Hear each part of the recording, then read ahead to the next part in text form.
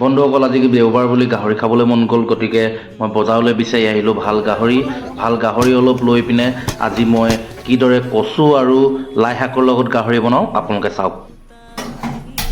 হাঁহি সামৰিলে হিয়া মোৰ মৰহি যায়, আজৰি পৰতে কথাবোৰ গাঁঠিলো, পাহৰো তোমাকে পাই, মৰম কিয়েনে খুৱাই, মৰম কিয়েনে খুৱাই,